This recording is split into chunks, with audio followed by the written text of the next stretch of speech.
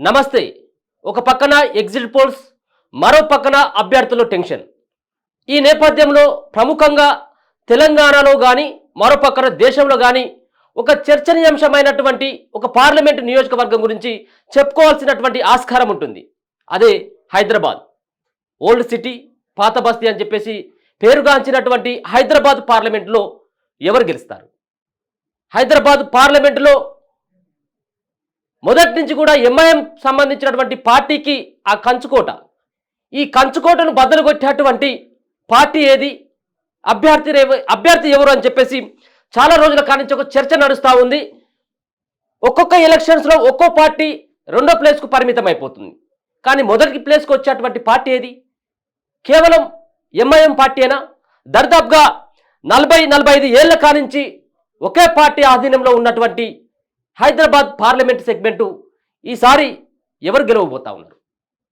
అన్ని సర్వే సంస్థలు ఒక రకమైనటువంటి వాదనను వినిపిస్తూ ఉంటే, అన్ని సర్వే సంస్థలు ఎగ్జిట్ పోల్స్ని ఎంఐఎం వైపు చూపెడతా ఉంటే, 1-2 ఎగ్జిట్ పోల్స్ మాత్రం పూర్తి స్థాయిలో బీజేపీ పార్టీ అభ్యర్థి మాధవిలత గెలుస్తారన్నటువంటి అభిప్రాయాన్ని వ్యక్తం చేస్తూ ఉంది. ఇదే ఇప్పుడు హాట్ టాపిక్గా మారినటువంటి అంశం. చాలా ఎంఐఎంలు పోటీ చేయడం జరిగింది బీజేపీ పార్టీ నుండి. ఈటల రాజేందర్, రఘునందన్ రావు, కిషన్ రెడ్డి, మరో పక్కన బండి సంజయ్, ధర్మపురి అరవింద్, ఇట్లాంటి చాలామంది బీజేపీ పార్టీలో మొదటి నుంచి ఉన్నటువంటి వ్యక్తులు పోటీ చేసేటువంటి స్థానాలు కానీ, అక్కడ గెలుపు ఓటమిల పైన చర్చ ఒక పక్కనైతే, పాత బస్తీలో మాధవిలత గెలుస్తుందా, మాధవిలత గెలిచేటువంటి అవకాశం ఉంటుందా అంటే ఖచ్చితంగా ఉండొచ్చేమో. ఎందుకంటే ఆమె చేసినటువంటి ప్రచార తీరు కావచ్చు, ఇంకో పక్కన హిందుత్వ వాదనే కావచ్చు, మరో పక్కన ముస్లిం ఓటర్లు ఎంఐఎం పార్టీని వ్యతిరేకించడం, ఎంఐఎం పార్టీ అభ్యర్థి అసదున్ ఓవైసీ యొక్క వ్యవహార శైలి నచ్చకపోవడం, మరి ఇవన్నీ బీజేపీ పార్టీకి కలిసి వచ్చేటువంటి అంశాలుగా చెప్పుకోవచ్చు. చూసినట్టయితే ఇదే హైదరాబాద్లో తగ్గినటువంటి ఓటింగ్ శాతం, తగ్గినటువంటి పోలింగ్ శాతం ఎంఐఎం పార్టీకి కలవర పెడతా ఉన్నది. ఎంఐఎం పార్టీ అభ్యర్థి అసదున్ ఓవైసీకి ఓడిపోతామన్నటువంటి భయం కలిగిస్తూ ఉన్నది. ఎందుకోసం? ప్రతిసారి ఓట్ల శాతం పెరిగినప్పుడు ఎంఐఎం పార్టీకి వచ్చేటువంటి మెజార్టీ అతి ఎక్కువ. ఎంఐఎం పార్టీ మెజార్టీ పెరిగిందంటే అక్కడ ఖచ్చితంగా ఎంఐఎం పార్టీ అక్కడ ఖచ్చితంగా గెలుస్తుంది అన్నటువంటి అభిప్రాయం ఉండేది. కానీ ఇప్పుడు జరిగినటువంటి ఎన్నికలు హైదరాబాద్లో కేవలం 46.08% మాత్రమే, 46.08% మాత్రమే.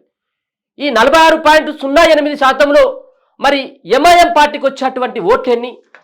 ఎంఐఎం పార్టీ ఎన్ని ఓట్లను సాధిస్తూ ఉంటుంది?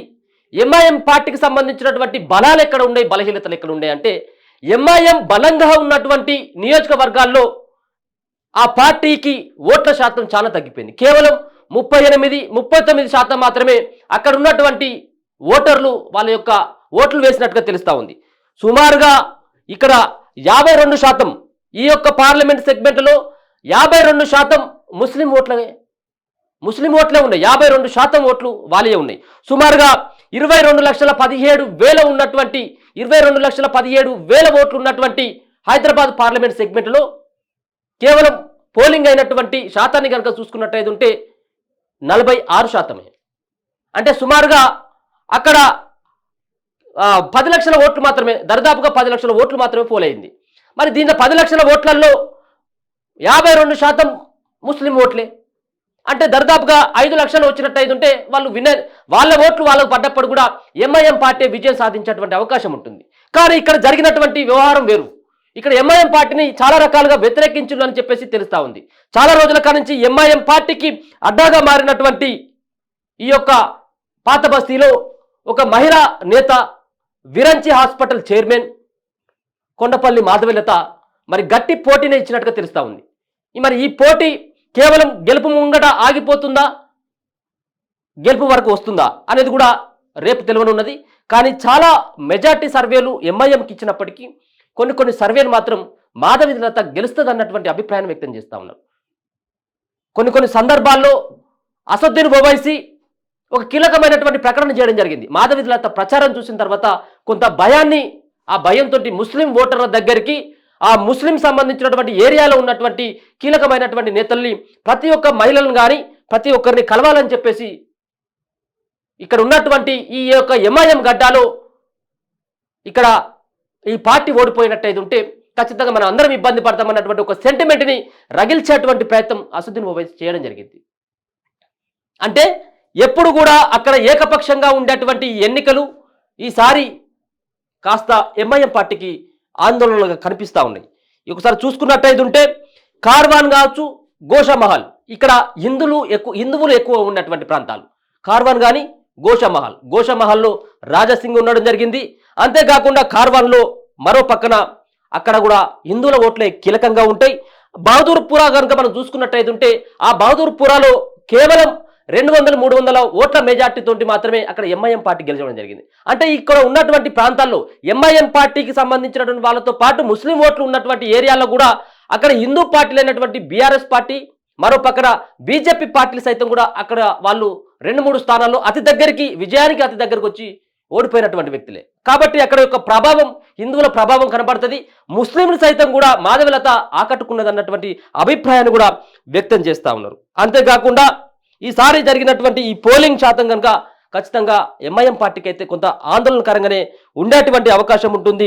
ఈ సంబంధించినటువంటి పార్లమెంట్ సెగ్మెంట్లో మొదటి నుంచి ఒక వాదన, కాంగ్రెస్ పార్టీ కావచ్చు, టీఆర్ఎస్ కావచ్చు, ఇక ప్రముఖమైనటువంటి పార్టీల వాదన, పాత బస్తీలో ఉన్నటువంటి ఓటర్లంతా చాలా చాలా రకాలైనటువంటి ఆ వ్యక్తులు నివసించేటువంటి ఆ ప్రాంతంలో ముస్లిం ఏరియాగా పేరుగాంచినటువంటి పాత బస్తీలో బోగస్ ఓట్లు ఉన్నాయని చెప్పేసి, ఈ బోగస్ ఓట్లను కనుక ఏరినట్టయితే ఉంటే అక్కడ ఎంఐఎం పార్టీని ఢీకొనవచ్చు అని చెప్పేసి అన్ని పార్టీల యొక్క భావన. అందుకోసం అని చెప్పేసి అక్కడ ఉన్నటువంటి ఎన్నికల అధికారులు, ఈసీ ప్రత్యేకమైనటువంటి ఫోకస్ని హైదరాబాద్ పార్లమెంట్ సెగ్మెంట్ పైన పెట్టడం జరిగింది. ఈ యొక్క ఏదైతే పార్లమెంట్ సంబంధించినటువంటి ఎన్నికల యొక్క షెడ్యూల్ విడుదల కాకముందుకే హైదరాబాద్లో ఉన్నటువంటి బోగస్ ఓట్లను ఏరేటువంటి కార్యక్రమాన్ని ఈసీ తీసుకోవడం జరిగింది. ఈసీ తీసుకున్నటువంటి దశలో కేవలం హైదరాబాద్ యొక్క పార్లమెంట్ సెగ్మెంట్లలోనే సుమారుగా 2 లక్షల ఓట్లు బోగస్ ఓట్లను ఏరిపారేయడం జరిగింది. 2 లక్షల బోగస్ ఓట్లు. దీన్ని చూసిన తర్వాత అందరూ అనుకోవడం జరిగింది, అచ్చా ఇక్కడ ఉన్నటువంటి ఎంఐఎం పార్టీ గెలుస్తుంది అంటే అక్కడ బోగస్ ఓట్లతోనే, ఈ బోగస్ ఓట్లను ఏరినట్టయితే ఉంటే ఖచ్చితంగా విజయావకాశాలు ఏ పార్టీకైనా ఉండొచ్చు అని చెప్పేసి పార్టీలు భావించడం జరిగింది. దానిలో భాగంగా 2 లక్షల బోగస్ ఓట్లను ఈసీ అధికారులు దొంగ ఓట్లుగా తేల్చడం జరిగింది. వాటిని అన్నిటి కూడా తీసేయడం జరిగింది. కానీ అదే సంబంధించినటువంటి ప్రాంతానికి చెందినటువంటి కాంగ్రెస్ పార్టీ సీనియర్ నేత ఫిరోజ్ ఖాన్ ఒక సంచలనమైనటువంటి కామెంట్ చేయడం జరిగింది. ఏమని, 2 లక్షల ఓట్లు బోగస్ ఓట్లు కాదు, మరో 2 లక్షల బోగస్ ఓట్లు ఉన్నాయని చెప్పేసి తేల్చడం జరిగింది. ఆయన నిరూపించేటువంటి ప్రయత్నం చేయడం జరిగింది. వాటిని కూడా తొలగించాలి, ఇక్కడ వాటిని కూడా తొలగిస్తేనే అసదుద్దీన్ ఓవైసీని ఎంఐఎం పార్టీకి అడ్డుకట్ట వేయొచ్చు అన్నటువంటి ఆయన భావనని వ్యక్తపడడం జరిగింది. వాస్తవంగా కూడా అక్కడ జరిగేటువంటి సిచ్యువేషన్ కనుక పాత బస్తీలో చూసుకుంటే పాత బస్తీలో బోగస్ ఓట్లే కీలకంగా ఉన్నాయి. ఆ బోగస్ ఓట్లని మరి ఇంకెప్పుడు తీసేస్తారు? ఆ బోగస్ ఓట్లు 2 లక్షల బోగస్ ఓట్లు తీసేస్తే కొత్తగా ఈ సంబంధించినటువంటి పార్లమెంట్ ఎన్నికలు 2019 తర్వాత ఇప్పుడు 2024లో ఎన్నికలు జరుగుతున్నటువంటి సందర్భంలో కేవలం పాత బస్తీలోనే మరో 2 లక్షల ఓట్లు కొత్తగా నమోదు కావడం, మరి ఇది ఎక్కడి వరకు సబాబు? సరే ఓకే, పాత బస్తీలో 2 లక్షల ఓట్లు తీసేయడం జరిగింది, ఓకే, కానీ కొత్తగా వచ్చినటువంటి వాళ్ళకి కూడా అవకాశాన్ని కల్పించాలి. మరి ఎక్కడ లేనటువంటి 2 లక్షల ఓట్లు ఏ పార్లమెంట్ సెగ్మెంట్లో కూడా 2019 నుంచి 2024 వరకు ఎక్కడ కూడా కొత్త ఓట్లు 2 లక్షలు ఒకే ఒక్క పార్లమెంట్లో నమోదైనటువంటి పరిస్థితి లేదు. కానీ ఇదే పార్లమెంట్ సెగ్మెంట్లో, హైదరాబాద్ పార్లమెంట్ సెగ్మెంట్లలో 2 లక్షల కొత్త ఓట్లు, దాంట్లో యువత యొక్క ఓట్లు 1,20,000 ఓట్లు యువత యొక్క ఓట్లే అక్కడ మెయిన్గా అక్కడ వాళ్ళు కొత్త ఓట్లు నమోదు కావడం కొంత బీజేపీ పార్టీని కలవరపెడతా ఉన్నది. మరి వీటి వెనుకల ఉన్నటువంటి వ్యక్తులు ఎవరు, వీటి వెనుకున్నటువంటి శక్తులు ఎవరు, వీటిని ఎందుకు పెరగాల్సి వచ్చింది అన్నటువంటి దానిపైన ఇప్పటికే పోస్ట్ మార్టం నిర్వహిస్తూ ఉంది బీజేపీ పార్టీ. చూడాలి, బీజేపీ పార్టీ అంత తక్కువగా కాదు, బీజేపీ పార్టీ కూడా 100% అక్కడ గెలిచేటువంటి అవకాశం ఉంటుందని చెప్పేసి కూడా 2-3 సర్వే సంస్థలు చెప్తా ఉన్నాయి. ఇక ఆరామస్థాను లేకపోతే ఇంకేదో సంబంధించినటువంటి నేషనల్ సర్వేస్ కూడా కొంత అవకాశం ఉండేటువంటి ప్రయత్నం బీజేపీ పార్టీ చేయడం జరిగింది. చివరి నిమిషంలో ఏ విధమైనటువంటి ఫలితాలు ఉంటాయని కూడా వాళ్ళు కూడా చెప్పలేకపోతా ఉన్నారు. అంతేకాకుండా ఈ యొక్క పార్లమెంటు పైన ప్రత్యేకమైనటువంటి దృష్టి కేంద్రంలో ఉన్నటువంటి బీజేపీ పార్టీ కూడా చేయడం జరిగింది. అమిత్ షా ప్రచారం చేయడం జరిగింది. అక్కడ భాగ్యలక్ష్మి టెంపుల్కి వెళ్ళి అక్కడ పూజలు చేయడం జరిగింది. ఒక సెంటిమెంట్ని కూడా రగిల్చేటువంటి ప్రయత్నం చేయడం జరిగింది. నేరుగా ప్రధాని మోడీ సైతం ట్విట్టర్లో ఆమె యొక్క మాధవి లత యొక్క ప్రచారం చూసి ముగ్ధుడైపోవడం, ఆమెను ప్రశంసించడం జరిగింది. ఆమె యొక్క పోరాటానికి ఆయన ఫిదా అయినట్టుగా తెలుస్తూ ఉన్నది. కాబట్టి మాధవి లతకి అక్కడ ఒక రకంగా కేంద్రంలో ఉన్నటువంటి బీజేపీ పార్టీ ఫుల్గా సపోర్ట్ చేసినట్టుగా తెలుస్తూ ఉంది. అంతేకాకుండా పోలింగ్ జరుగుతున్నటువంటి సందర్భంలో ఈ యొక్క బోగస్ ఓట్లు ఉన్నాయి, ఎంఐఎం పార్టీ ఎట్టి పరిస్థితుల్లో రిగ్గింగ్ చేస్తుంది, అక్కడ ఉన్నటువంటి ఫలితాలను తారుమారు చేసేటువంటి ఆస్కారం ఉంటుంది, గొడవలు అవుతాయి, అక్కడ ఈవీఎంలో దొంగ ఓట్లను కూడా నమోదు చేసేటువంటి ప్రయత్నం అక్కడ ఎంఐఎం పార్టీ చేస్తుందని చెప్పేసి మాధవలత భావించి ఎన్నికలు జరుగుతున్నటువంటి సందర్భంలో, ఓట్లు వేసేటువంటి సందర్భంలో లైన్లో నిల్చున్నటువంటి మహిళలు ఎవరైతే ఉంటారో ఆ ముస్లిం మహిళలు వాళ్ళ యొక్క హిజాబ్ కానీ వాళ్ళ యొక్క బుర్ఖాన్ కానీ తీసేటువంటి ప్రయత్నం అక్కడ ఉన్నటువంటి మాధవలత చేయడం జరిగింది. ఇది కొత్త వివాదం అయిపోయింది. ఈసీ అధికారులు కూడా సీరియస్ అయ్యారు, ఆమె మీద కేసు కూడా పెట్టినటువంటి పరిస్థితి. అయితే గతంలో మనకు దీనిపైన చాలా అనుమానాలు ఉండేది. హిజాబులు అంటే ఇక్కడ ఉన్నటువంటి ముస్లింలు వేసుకున్నటువంటి ఏవైతే బట్టలు నిండుగా ఉన్నటువంటి బట్టలు హిజాబ్ కానీ బుర్కా వేసుకుంటారో ఈ బుర్కాలలో మగవాళ్ళు కూడా వచ్చి పోలింగ్ బూత్లలో ఓట్లు వేస్తూ ఉంటారు. ఒక్కొక్క సంబంధించినటువంటి యువతి యువకులు 10 ఓట్లు కూడా వేసేటువంటి పరిస్థితి ఉంటుంది. ఈ ఏలు పైన ఇంకు ఉండేది ఉంటే దాన్ని మార్పించేటువంటి ప్రయత్నం అట్లాంటివి చేస్తారన్నటువంటి ఒక అపవాద పాత బస్తీలో ఉన్నటువంటి ఓటర్ల పైన ఉన్నది. ఇట్లాంటి జరుగుతుంది కావచ్చు అని చెప్పేసి ముందే ఊహించినటువంటి మాధవలత సైతం నేరుగా కొంతమంది ఓట్లను కొంతమంది దొంగ ఓట్లు వేసేటువంటి ప్రయత్నం చేస్తున్నటువంటి వాళ్ళని దొరకబట్టేటువంటి ప్రయత్నం కూడా చేయడం జరిగింది. దీనిపైన చాలా వివాదం నడిచింది.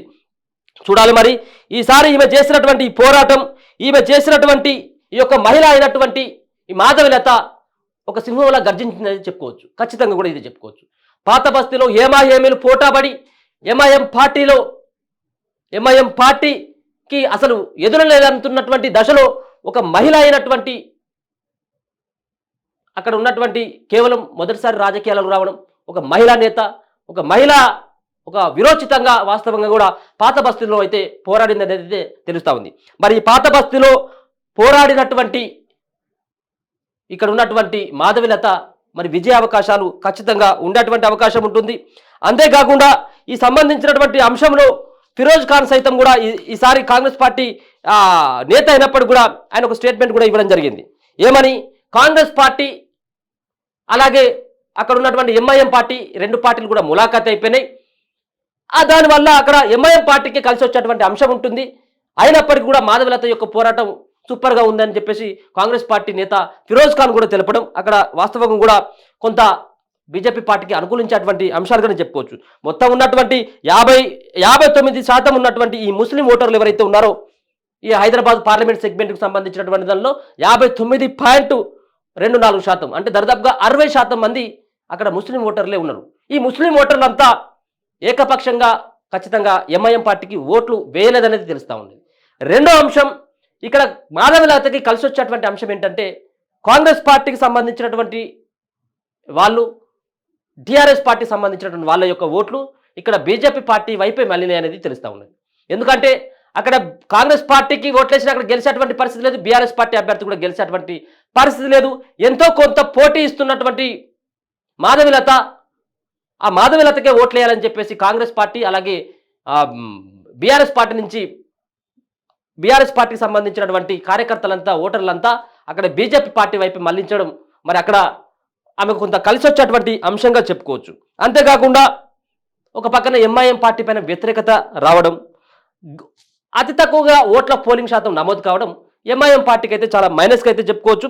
చూడాలి మరి ఈ యొక్క 22,17,000 ఓట్లు ఉంటే ఆడ ఉన్నటువంటి ఓట్లు కేవలం 10 లక్షలకు చిల్లరే అవి పోలింగ్ కావడం జరిగింది. సుమారుగా 46.08% మాత్రమే ఓట్లు నమోదు కావడం జరిగింది.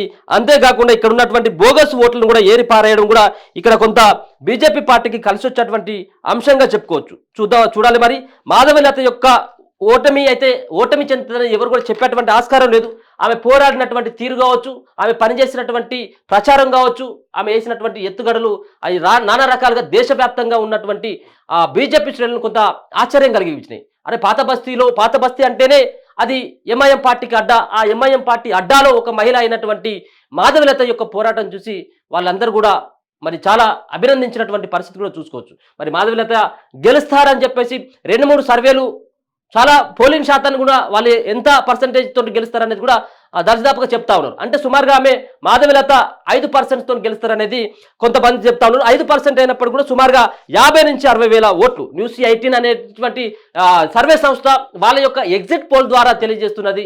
మరో కొన్ని సర్వే సంస్థలు ఎగ్జిట్ పోల్స్ ద్వారా మాధవీలత గెలుస్తుంది అన్నటువంటి అభిప్రాయాన్ని వ్యక్తం చేస్తూ ఉంటే, మరికొన్ని సర్వేలు అక్కడ ఎంఐఎం పార్టీ మరోసారి సిట్టింగ్ స్థానాన్ని నిలబెట్టుకోబోతుంది అనేది వాళ్ళు చెప్తా ఉన్నారు. చూద్దాం మరి రేపు ఈ టైం వరకు దరిదాపుగా అన్ని ఫలితాలు కూడా వెలువడేటువంటి అవకాశం ఉంటుంది. మాధవీలతకు ఏ విధంగా విజయావకాశాలు ఉంటాయి, మాధవీలత గెలిస్తే ఎన్ని ఓట్లతో గెలిచేటువంటి అవకాశం ఉంటుంది, అంతేకాకుండా ఆమె పోటీ ఇచ్చినట్టయితే ఉంటే ఎంఐఎం పార్టీకి నిజంగా కూడా చుక్కలు చూపెట్టినటువంటి పరిస్థితి అయితే ఆమె తీసుకురావడం జరిగింది మాధవీలత.